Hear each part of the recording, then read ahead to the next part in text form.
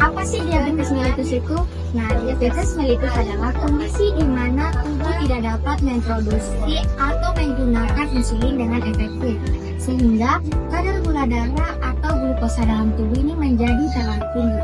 Nah, biasanya tanda dan gejalanya ini yang pertama ada sering merasa buang air kecil, merasa lapar, merasa haus, sering merasa lemas, berat badan turun, dan infeksi yang berulang. Nah, selanjutnya ada penyebab diabetes mellitus. Diabetes mellitus ini dapat disebabkan oleh yang pertama ada faktor genetik dan faktor gaya hidup seseorang. Dan yang kedua ada faktor lingkungan sosial dan juga pelayanan kesehatan. Dan selanjutnya ada riwayat bayi lahir di atas 4.000 gram, bayi BBLR atau bayi lahir rendah di bawah 2.500 gram. Baik, selanjutnya materi akan dijelaskan oleh teman saya. Nah, di sini saya akan menjelaskan interaksi gen dengan diabetes. Yang pertama itu diabetes tipe 1, merupakan penyakit autoimun yang mempengaruhi oleh HLA, DAR3, DAR4, dan DQ8 yang mempengaruhi respon imun terhadap serta sel beta pankreas. Paparan faktor lingkungan seperti interaksi virus dapat memicu sistem imun yang menyerang sel. Gen lain seperti PTPN22 dan CTLA4 juga terus meningkat dan mempengaruhi regulasi kekebalan tubuh. Selanjutnya, apa sih diabetes tipe 2? Diabetes tipe 2 berkaitan dengan gangguan metabolisme dan berkaitan dengan beberapa gen. Gen yang berpengaruh adalah TCF7L2, di mana berperan besar dalam regulasi glukosa dan sekresi insulin.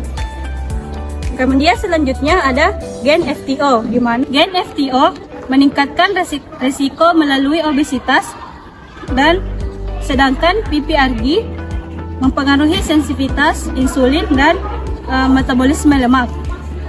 Kemudian gen KCNJ11 dan ABCC8 berperan dalam sel beta pankreas dalam menghasilkan insulin.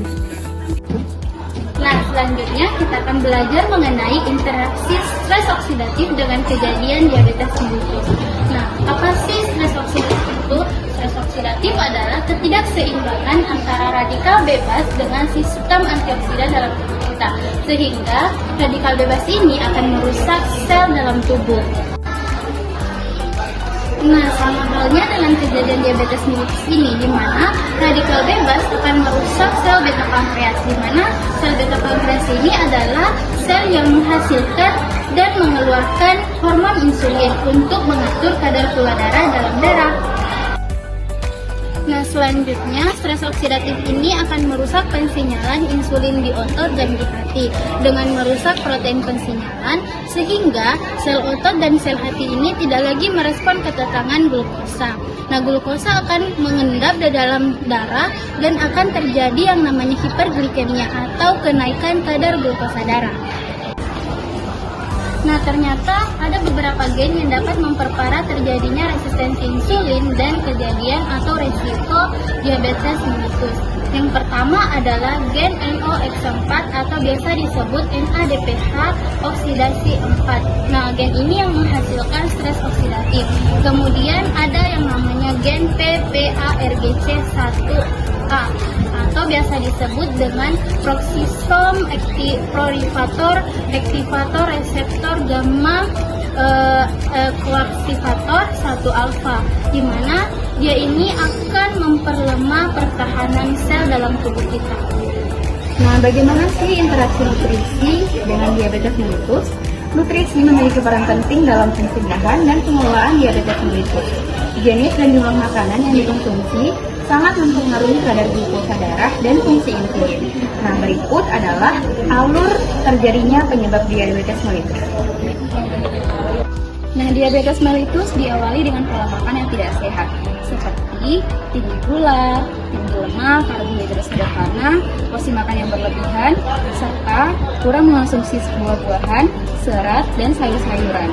sehingga menyebabkan tingginya kadar gula darah dalam tubuh. Nah, saat kadar gula darah meningkat, maka kerja pankreas juga akan ikut meningkat, di mana pankreas ini dipaksa untuk memproduksi insulin lebih banyak untuk menurunkan kadar gula darah, sehingga terjadinya resistensi insulin. Baik, kesimpulan dari materi ini adalah diabetes mellitus merupakan penyakit kronis yang disebabkan oleh faktor genetik, gaya hidup, lingkungan, dan nutrisi. Nah, gen ini mempengaruhi kerentanan seseorang terhadap terjadinya diabetes tipe 1 dan tipe 2. Nah, selain itu, stres oksidatif berperan dalam merusak beta sel pankreas yang penting untuk produksi insulin. Nah, konsumsi karbohidrat tinggi indeks glikemik, lemak jenuh, dan pola makan tidak sehat dapat menyebabkan terjadinya diabetes. Nah, pencegahan dan pengolahan diabetes memerlukan perhatian pada faktor genetik, kontrol serta oksidatif, serta penerapan dan pola makan sehat. Nah, itulah tadi penjelasan dari kelompok kami mengenai interaksi gen, stres oksidatif, dan nutrisi terhadap kejadian diabetes mellitus. Semoga apa yang kami sampaikan dapat bermanfaat dan kalian pahami. Terima kasih.